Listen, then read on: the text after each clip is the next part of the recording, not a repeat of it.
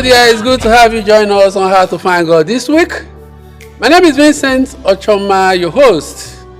This week, our topic is divine guidance, listening to the inner voice.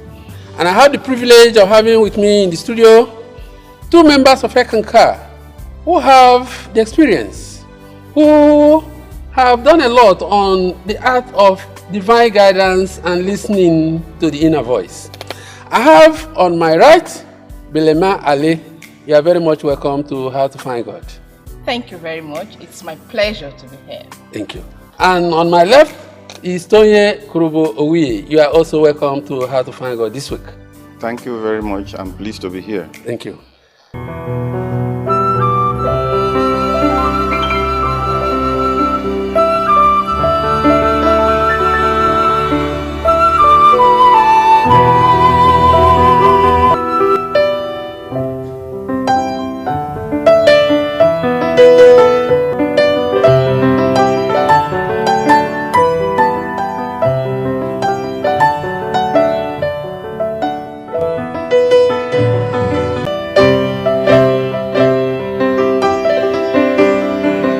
Singing hymn can help expand your awareness. Singing hymn can help you experience divine love.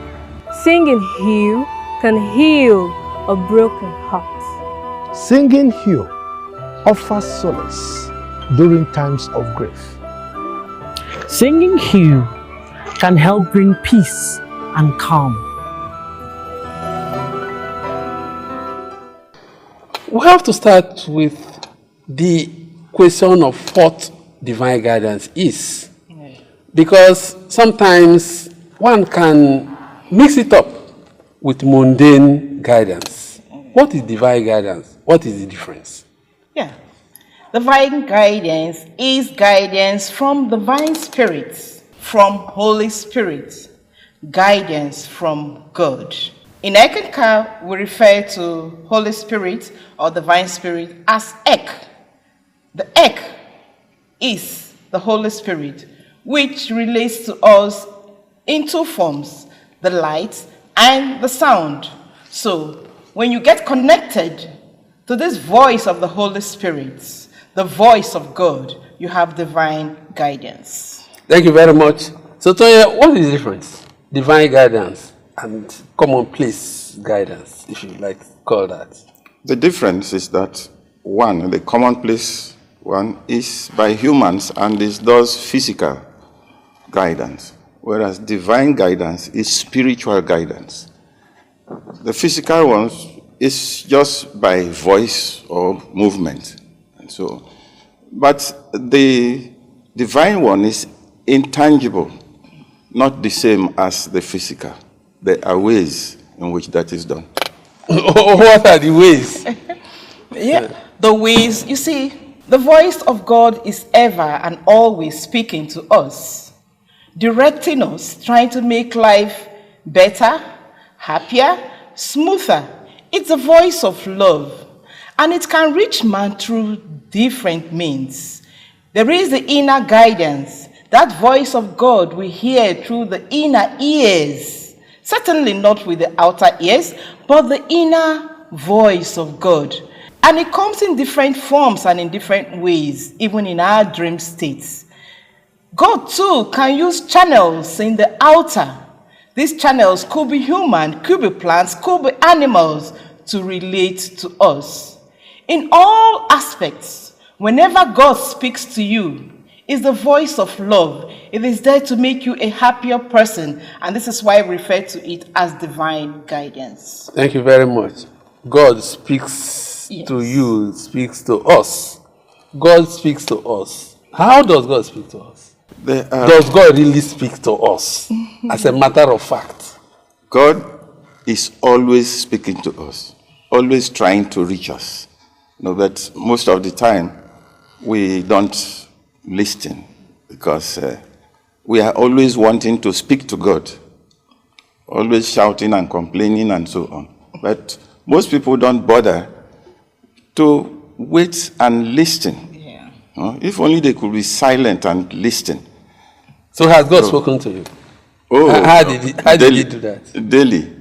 There are many ways, There is what is called intuition, what the Americans call the gut feeling, or a nudge, The nudge is what the Americans call the gut feeling, having a gut feeling that something is going to happen, or something is going to happen. You have that feeling. Can you share an experience that you have had in this regard? Okay. I live in the riverine area, and I travel by boat to my village.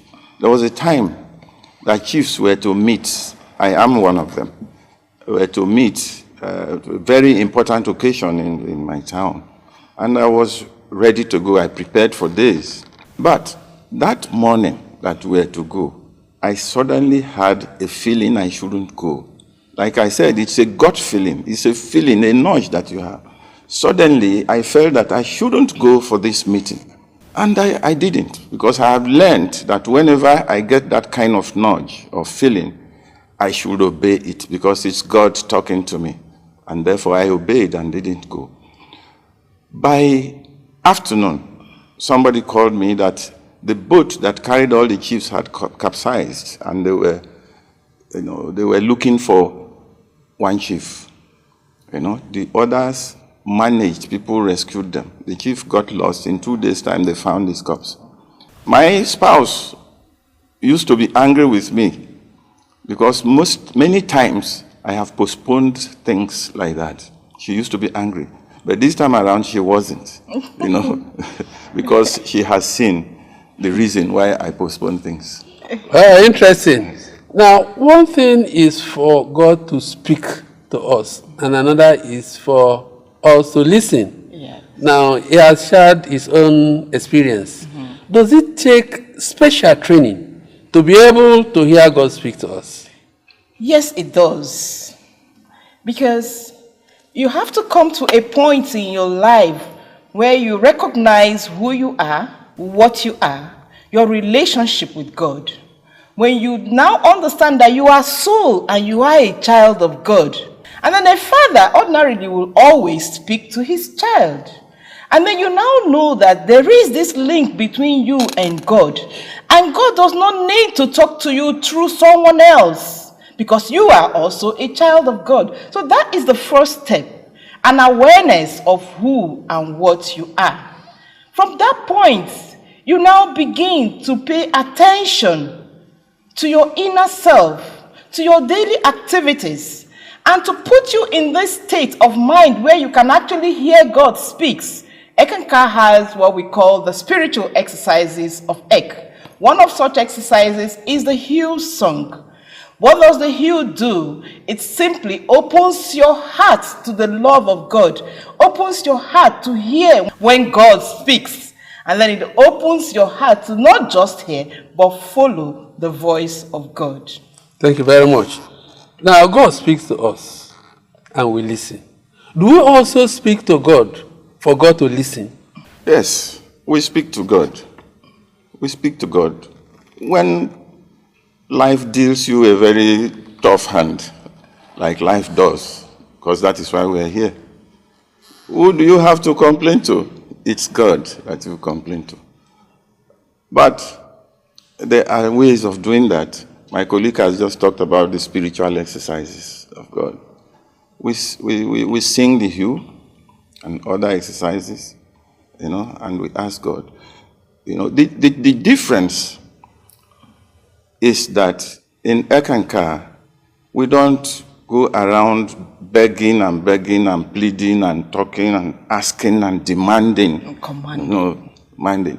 Because we know that God, as our Father and Creator, loves us. Because we exist because of His love for us.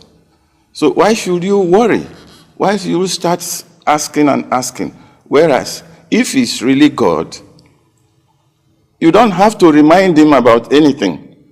Because He's God, He already knows, that you lack this thing, and so on. And that is why our best prayer is, may thy will be done.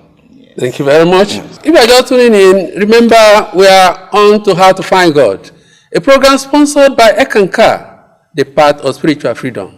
And our topic this week has been divine guidance, listening to the inner voice. And I have had with me in the studio 2 members of Ekankar, Belema Ali and Tonye Kurubu Uwie.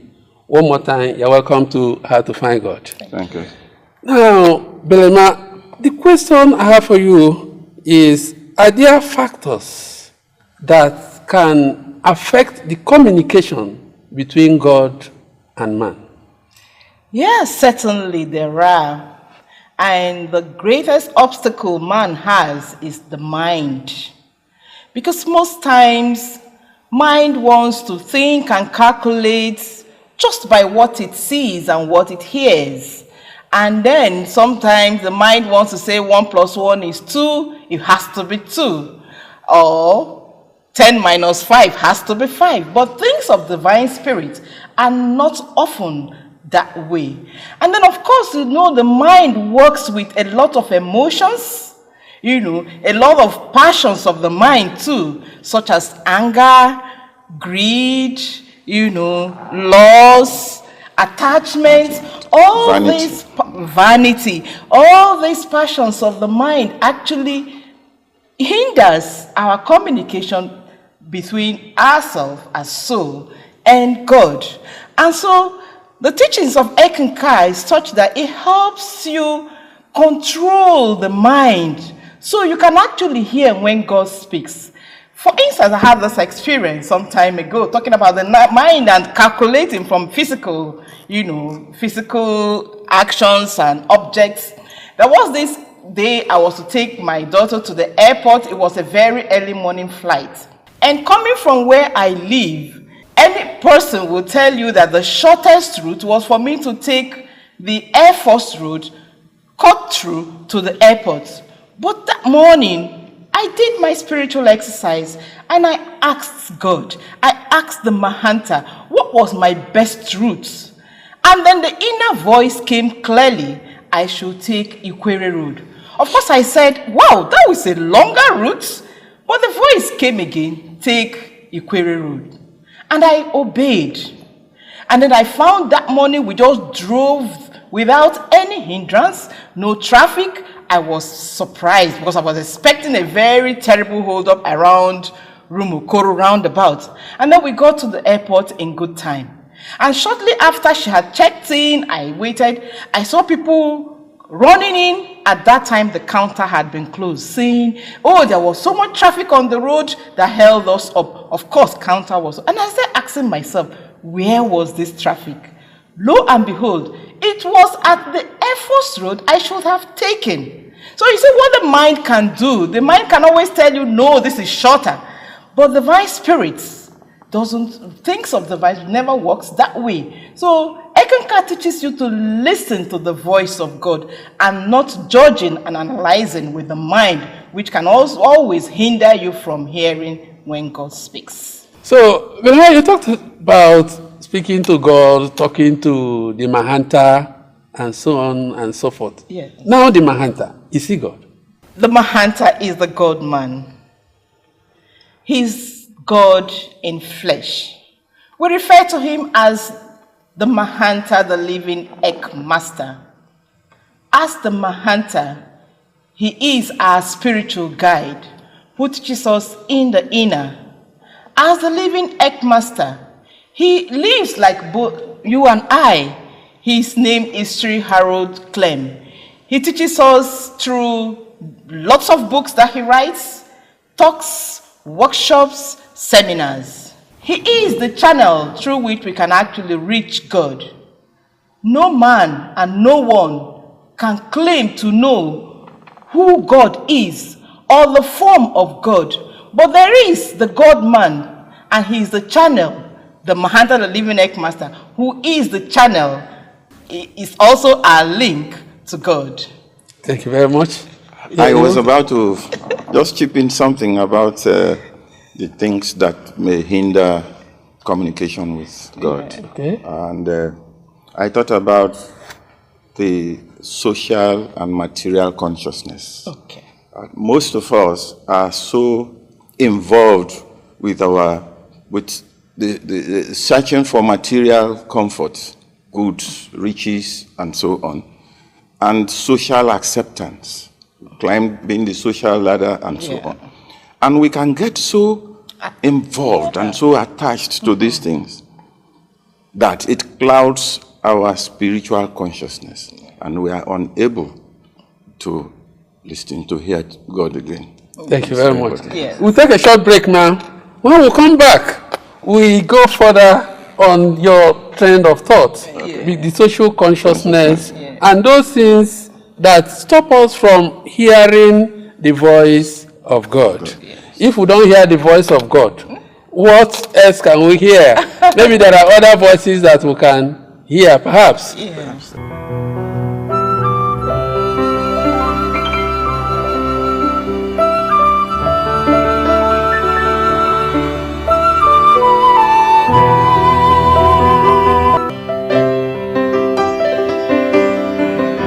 Singing hymn can help expand your awareness.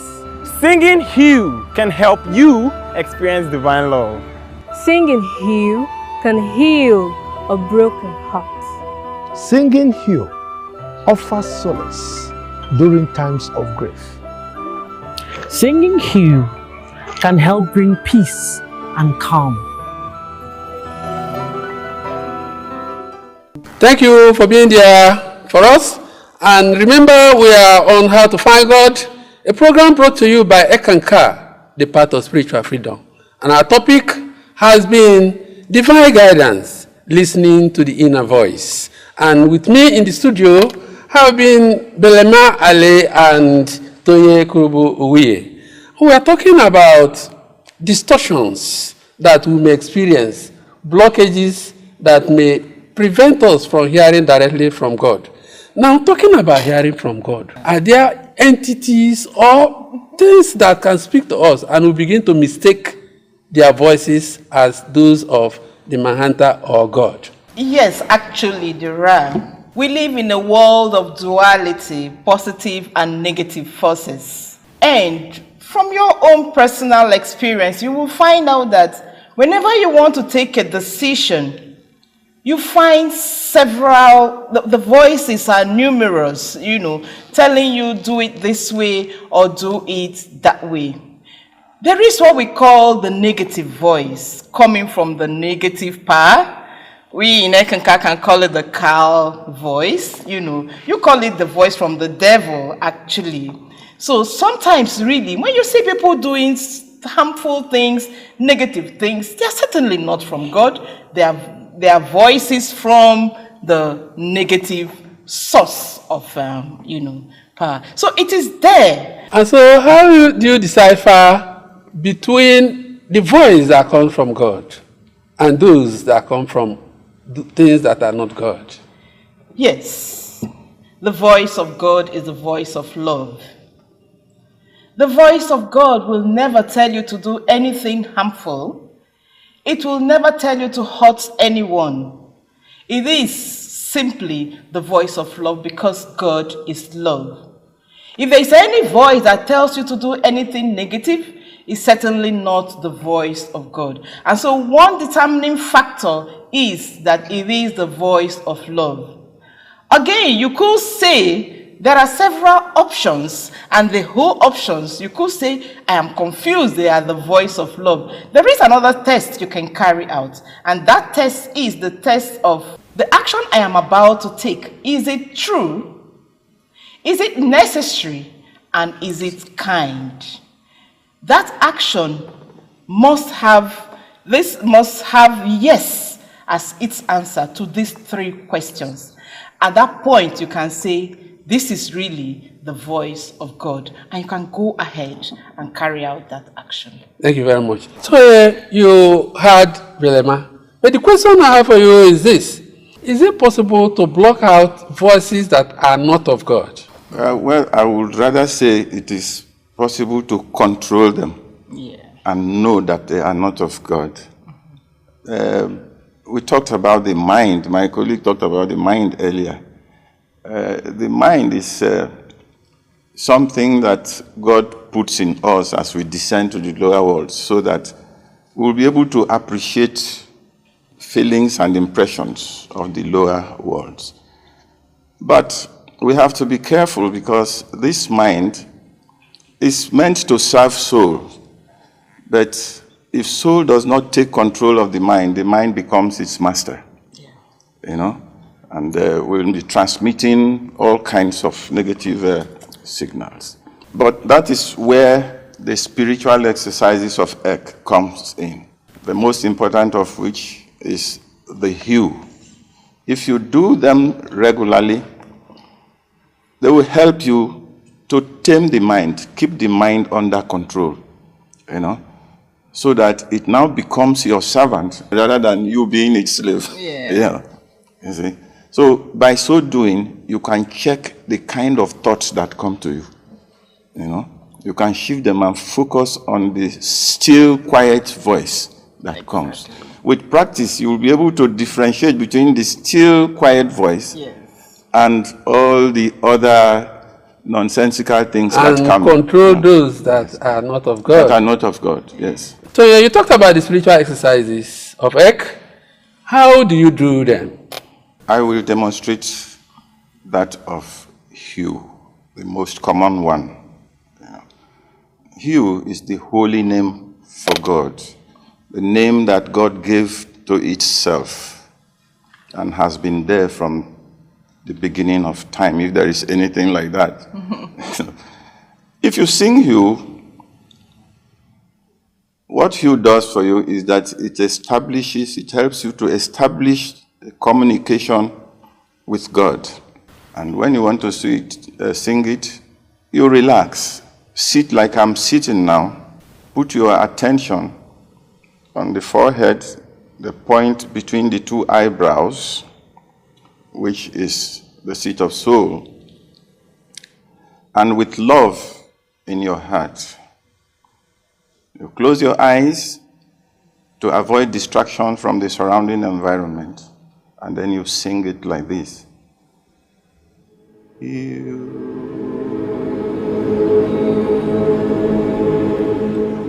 After a deep breath, you take another deep breath and you continue.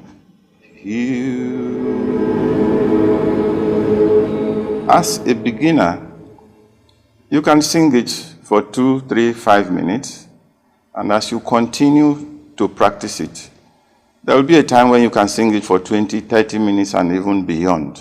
You get the aid of Holy Spirit by singing hue. Thank you very much. Yes. So, Belama, divine guidance. Is it the same as prophecy? You could say it is prophecy in the sense that divine guidance can actually protect you from a future harm. It can actually tell you, to avoid, like the story he shared, the story he shared about going to travel to his village. It was divine guidance. It was like a type of prophecy. But the peculiar thing about it is that it isn't someone else now telling you, God said I should tell you this, or God said that. It is you communicating directly with God. And so it can also be referred to as prophecy. Yes, it is. Yes, this is very correct. Okay. But the thing between prophecy and divine guidance is that prophecy can be used the wrong way. Because a lot of people are practicing it, like we know, a lot of religions and so on, trying to predict things and so on. And Ekis doesn't toy with that kind of a thing. Even though it eventually will be part of our training that we can get prophecy, But the Ekis is not privileged to go around saying whatever he says. There is something called the law of silence, For instance, if you are privileged to know that somebody is going to translate, that is die, for instance. Yeah. It's very difficult for you to go to the person, look, I found out that you are going to die, and so on. Our culture, our custom. If that person dies tomorrow, they will say, you killed the person. Yeah. You have to be careful. The best you can do is If you got it from a dream or whatever way you got it, you call God and said, if it is thy will, can this person survive? You know, that's all. The divine guidance is more personalized. You know, God is guiding you individually, you know, about things concerning your own life. We're talking about listening to the inner voice. What about it then? Oh yeah, but I mentioned it earlier that it's actually listening to God. You don't require the outer ears. It is with the inner ears. And this is why even the deaf can hear God speak. Interesting. So, Tony, what are your parting words on the topic this week? Well, it's good to remind us all that God always speaks to us. God always speaks to us, but we do not hear. Most people do not hear because we are so busy with things of the world and so on. And our spiritual eyes are not opened. Yes. Thank you. And you, Belema? Yes, God speaks to everyone like he said. I just want to say this to us all, that every morning upon awakening, open your heart to God.